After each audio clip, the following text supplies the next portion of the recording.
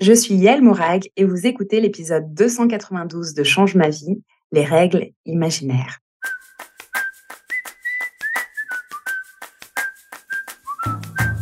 Bienvenue sur Change ma vie, outils pour l'esprit. Je suis Clotilde Dussoulier, je suis entrepreneur et master coach certifiée et la créatrice de ce podcast. Avec ma brillante équipe, on vous livre chaque semaine des outils précis et concrets pour comprendre les mécanismes de votre cerveau et de vos émotions et construire exactement la vie à laquelle vous aspirez. Bonjour à toutes et à tous, je m'appelle Yael Morag et je suis l'une des coachs de l'équipe Change ma vie. Je suis également responsable du programme et des contenus au sein de notre programme de coaching Change ma vie mode d'emploi. J'ai eu l'honneur d'intervenir à plusieurs reprises sur ce podcast lors de l'épisode 248, le dépassement de soi, de l'épisode 264, la vulnérabilité, questions-réponses, et plus récemment lors de l'épisode 267, en duo avec Clotilde, votre problème numéro 1. Aujourd'hui, j'aimerais aborder un tout autre sujet avec vous, celui des règles imaginaires. Alors, qu'est-ce que j'entends par règles imaginaires et pourquoi est-ce que j'ai choisi de vous en parler aujourd'hui ?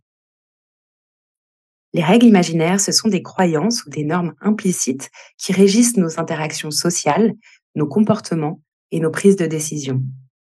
Ce ne sont pas des règles écrites, mais elles sont souvent perçues et acceptées comme des vérités ou comme des obligations sociales par une grande majorité des gens.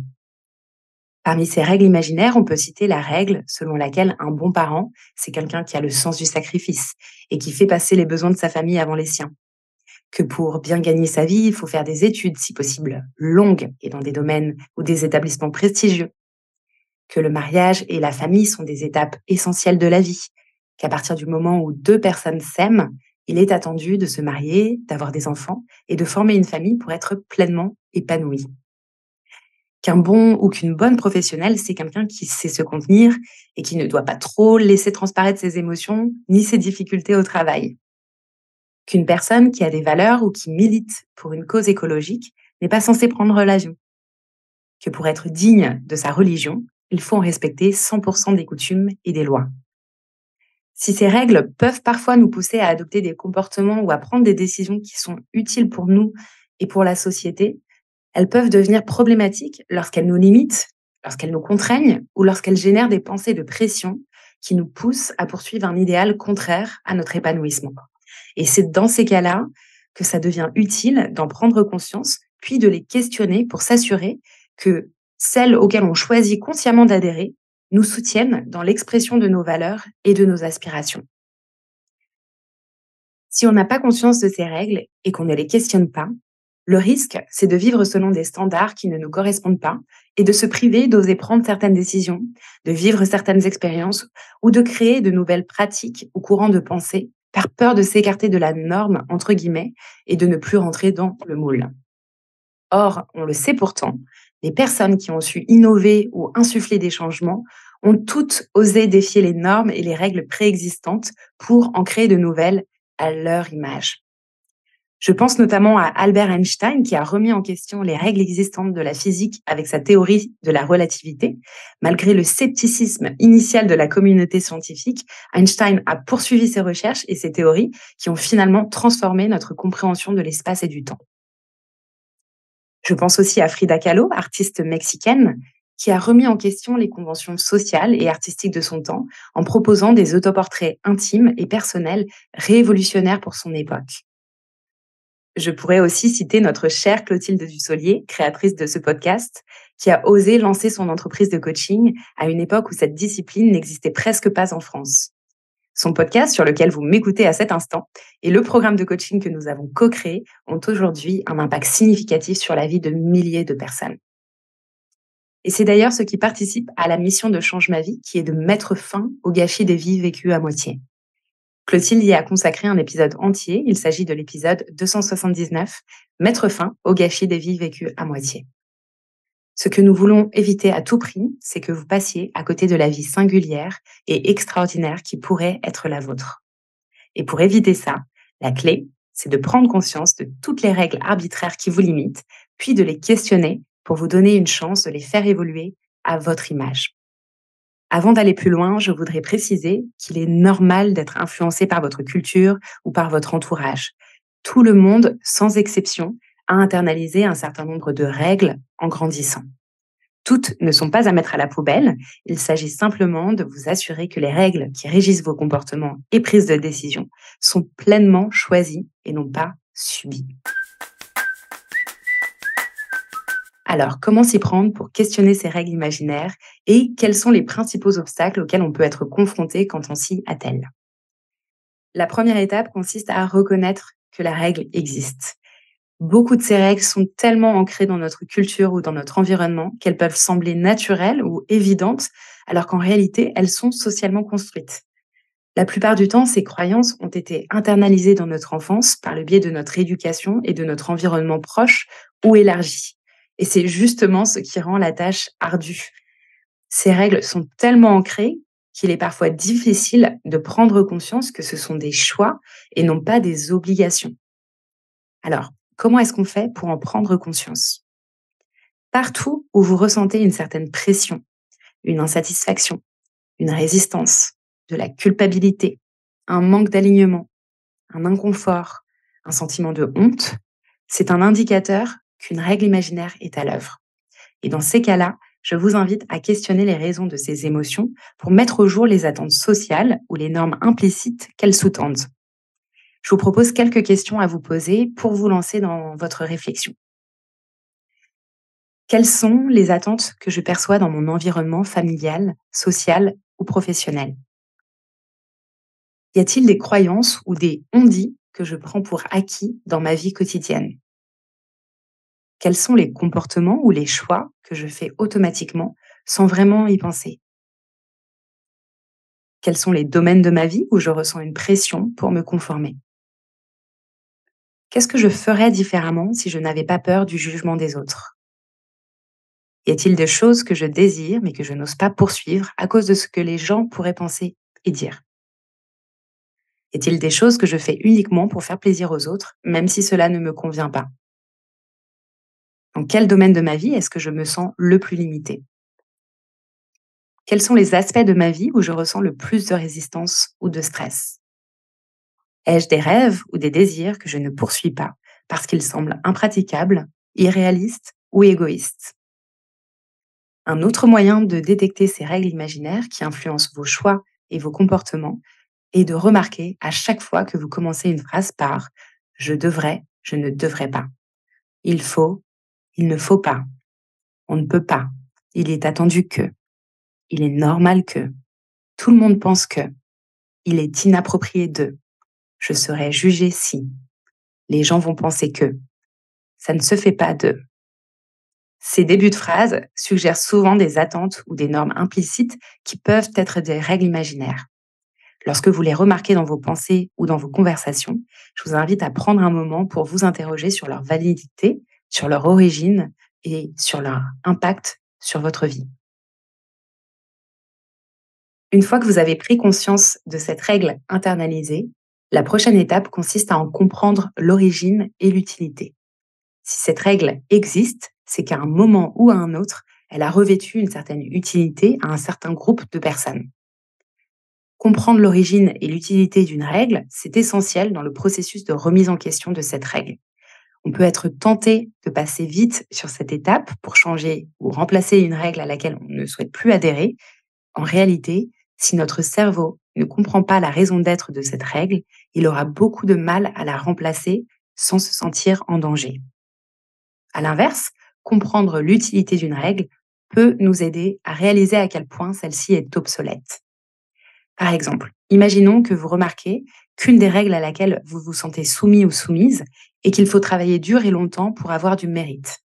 C'est vraiment une croyance et une règle qui revient très souvent dans nos échanges de coaching.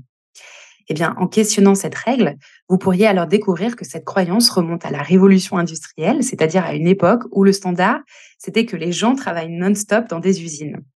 Ce système de pensée, parce qu'il a été utile à l'échelle de la société, s'est ancré et se perpétue encore aujourd'hui, alors même que la nature de nos activités a changé. On est passé d'activités de type chaîne de production à des activités de type savoir-connaissance qui requièrent de la réflexion, de l'analyse et de la créativité, et pour lesquels le repos et la récupération sont absolument indispensables pour produire au maximum de nos capacités. L'idée, c'est donc de vous demander d'où vient cette règle. Il ne s'agit pas de faire une recherche Wikipédia sur l'origine de chaque norme, sauf si vous avez cette curiosité, bien sûr, mais plutôt de vous demander en quoi cette règle est-elle utile, ou du moins, en quoi cette règle a-t-elle été utile à une certaine époque. Très souvent, ces règles imaginaires contribuent ou ont contribué à maintenir un certain ordre, une certaine harmonie dans la société. Si elles se sont perpétuées, c'est aussi parce qu'elles assurent une certaine prédictibilité qui est très rassurante pour le cerveau. Si les autres font comme ça et que ça leur a réussi, ou bien si j'ai fonctionné comme ça jusqu'à maintenant et que j'ai survécu, alors pourquoi prendre le risque de faire autrement? Ces règles imaginaires peuvent aussi contribuer à la création d'une identité collective et à un sentiment d'appartenance. Et effectivement, en suivant les mêmes règles que le groupe, on peut se sentir lié par une culture ou par une communauté commune. Et donc d'avoir ça en tête, ça nous permet d'avoir de l'indulgence pour les personnes qui choisissent d'adhérer à ces règles ou d'avoir de l'indulgence pour soi-même si on s'aperçoit qu'en dévier nous semble difficile. Cette compréhension de la règle, c'est aussi un bon point de départ pour l'évaluer puis la questionner. C'est la troisième étape du processus de remise en question d'une règle imaginaire. Je vous propose quelques questions qui pourront vous aider dans cette exploration. De quelle façon cette règle affecte-t-elle mon bonheur, ma croissance et mon épanouissement? Est-ce une règle que j'ai choisie ou est-ce une règle dont j'ai hérité sans y réfléchir? Est-ce que j'y adhère? Pourquoi oui ou pourquoi non? Est-ce que j'ai envie de continuer à y adhérer? Pourquoi oui ou pourquoi non? Qu'est-ce qui pourrait se passer si je décidais de ne plus me conformer à cette règle? Quels seraient les avantages et les inconvénients? Existe-t-il des alternatives à cette règle qui pourraient être plus en accord avec mes valeurs personnelles? Comment d'autres personnes ont-elles réussi à remettre en question cette règle? Puis-je m'inspirer de leurs exemples? Qu'est-ce qui m'empêche de remettre en question cette règle? Qu'est-ce qui pourrait m'aider à le faire? Qu'est-ce que je risque de sacrifier si je me conforme à cette règle sans la remettre en question? Qu'est-ce que je gagnerais personnellement et éventuellement, qu'est-ce que je pourrais apporter à mon entourage en ne suivant plus cette règle? L'objectif de ces questions, c'est de vous aider à prendre conscience des limites de ces règles imaginaires et à explorer les possibilités d'une vie où vous choisissez activement les règles et les valeurs qui vous guident. En questionnant ces règles, c'est possible que vous réalisiez qu'elles ne sont pas réalistes ni bénéfiques ou qu'elles sont basées sur des principes auxquels vous n'adhérez pas ou auxquels vous ne souhaitez plus adhérer. Et dans ces cas-là, vous allez passer à la quatrième étape. Une fois que vous avez fait cette évaluation, la quatrième et dernière étape consiste à définir vos propres règles du jeu. Et alors pour ça, la question que j'adore, c'est si j'étais libre, qu'est-ce que je ferais? Si je ne me sentais obligée de rien, qu'est-ce que je choisirais? En vous posant ces questions, votre cerveau va automatiquement vous faire des propositions qui vont vous rapprocher de vos aspirations. Ce sera à vous ensuite de questionner ces propositions pour vous assurer qu'elles sont bien sûr alignées avec vos valeurs et avec la personne que vous avez effectivement envie d'être. Par exemple, j'ai récemment coaché une cliente au sein de notre programme de coaching Change ma vie mode d'emploi qui appréhendait beaucoup de passer le week-end dans sa belle famille. Dans son référentiel de la bonne partenaire, il y avait la règle imaginaire qu'en couple, c'est normal de faire des efforts pour l'autre. Donc, une règle imaginaire tout à fait louable. Pourtant, cet effort semblait vraiment lui coûter et elle s'en voulait énormément de ne pas ressentir plus de plaisir à passer du temps avec sa belle famille. En explorant cette règle ensemble, on a mis au jour que cette règle lui servait, mais qu'elle ne lui servait que partiellement et qu'elle pouvait, si elle le souhaitait, choisir de la nuancer tout en restant alignée avec la conjointe qu'elle voulait être. La session de coaching lui a permis de transformer cette règle en couple. C'est normal de faire des efforts et je peux choisir mes efforts. Ce qui lui a donné l'autorisation de ne pas aller à tous les week-ends organisés dans sa belle famille. Une autre recommandation pour définir vos propres règles, c'est de faire confiance à votre intuition. Au fond de vous, Votre voix intérieure sait ce qui est bon pour vous et sera la meilleure guide dans la poursuite de votre propre parcours, même si cela implique de faire des choix différents de ceux attendus par les autres. Gardez à l'esprit que les règles que vous choisissez sont les vôtres et qu'elles sont comme vous. Elles sont vivantes et elles peuvent évoluer avec le temps. Soyez donc flexible et autorisez-vous à les réévaluer régulièrement en appliquant le même processus pour vous assurer qu'elles sont toujours en accord avec vos valeurs et vos objectifs du moment. Rappelez-vous aussi que l'idée n'est pas de viser la perfection. Vous ne voulez surtout pas sortir des cases pour en créer de nouvelles. Donc observez-vous et utilisez chaque expérience pour ajuster votre propre référentiel. Ce que j'aimerais souligner, c'est que ce processus est souvent progressif et peut parfois être inconfortable. Quand on entreprend un changement, et en particulier un changement qui implique de challenger des croyances profondément ancrées en nous, ça peut être vertigineux. Donc c'est courant de rencontrer certaines résistances. C'est un peu comme si on avait construit notre vie sur des fondations qui soudainement se dissolvent. Ça peut nous donner l'impression que le monde va s'écrouler et donc ça peut entraîner naturellement certaines réticences. J'en profite aussi pour préciser que remettre en question ces règles imaginaires, même quand on a conscience qu'elles sont le fruit d'un système de pensée auquel on n'adhère pas, n'est jamais une obligation. Le simple fait d'avoir conscience de ces règles nous redonne le pouvoir de choisir de les appliquer ou non. Parfois, l'effort pour déconstruire ces règles est plus important que le prix à payer quand on choisit de s'y conformer. Et on peut tout à fait choisir de ne pas investir notre temps et notre énergie à lutter contre.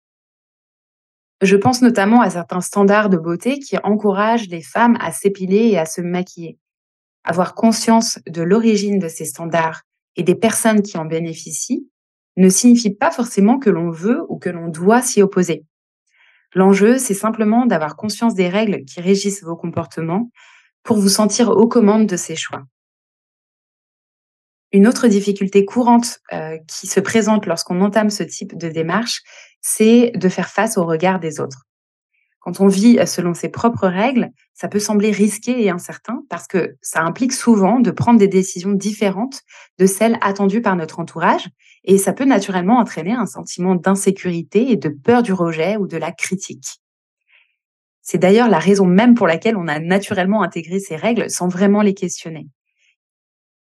Quand on adhère au système de pensée des personnes qui nous entourent, ça nous assure une certaine sécurité et une certaine acceptation par le groupe.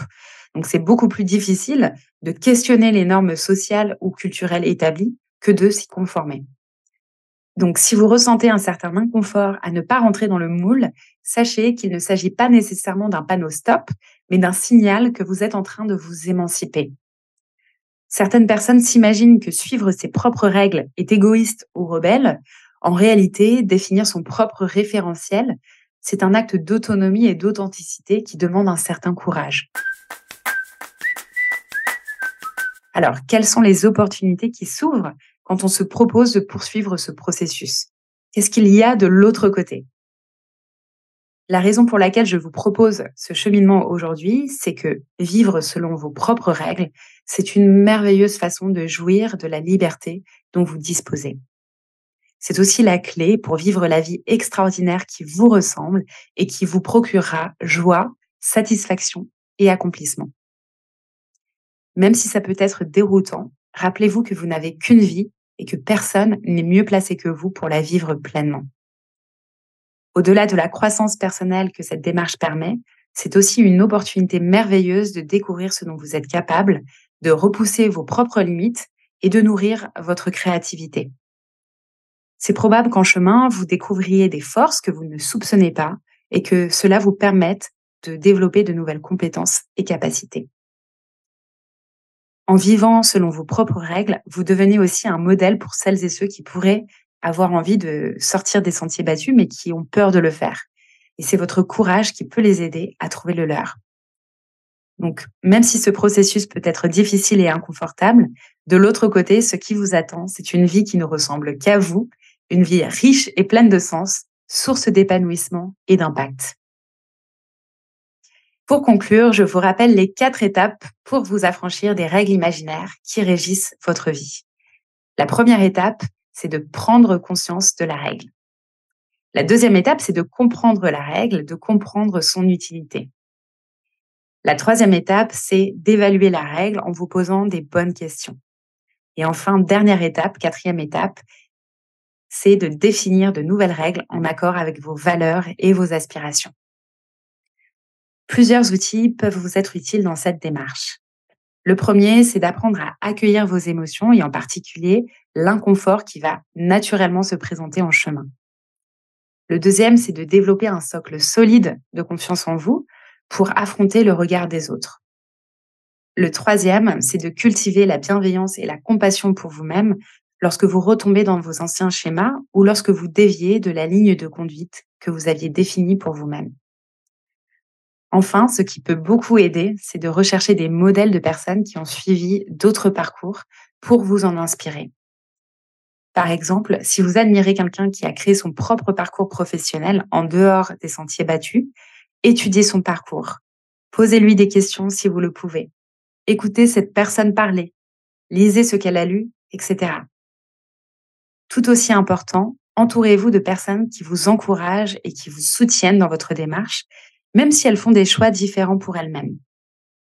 C'est le rôle qu'on joue auprès des personnes qu'on accompagne au quotidien au sein du programme de coaching Change ma vie mode emploi. On les aide à définir leur propre vision et à s'équiper des compétences clés pour surmonter les obstacles qui se présentent sur leur chemin. Et on fait ça en toute bienveillance, sans aucune idée préconçue de ce qui est bon pour elles. Donc, si vous voulez vous aussi bénéficier de notre accompagnement dans ce processus d'identification et de remise en question des règles imaginaires qui vous empêchent de vivre la vie unique et extraordinaire qui vous ressemble, rendez-vous sur la page changemavie.com/coaching pour rejoindre la liste d'attente et être tenu au courant de la prochaine ouverture des portes. Je vous dis à très bientôt sur le podcast ou au sein du programme Change ma vie, mode d'emploi.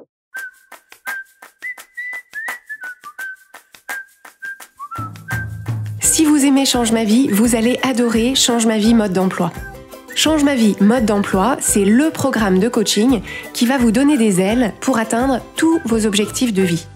Grâce à notre méthodologie unique, nous allons vous guider pas à pas pour développer la vision riche et vivante de ce que vous voulez. Nous allons vous aider à trouver la clarté sur la façon la plus simple et la plus directe de l'obtenir, et nous allons vous apprendre à soutenir votre élan tout du long en surmontant les obstacles avec confiance pour vous sentir avancer tous les jours vers la vie à laquelle vous aspirez. Si vous écoutez Change ma vie, c'est que vous savez que vous avez une vie extraordinaire à vivre. Une vie qui a du sens et un impact, et c'est notre mission et notre passion de vous y aider. Je vous donne donc rendez-vous dès aujourd'hui sur changemavie.com/coaching pour avoir toutes les informations.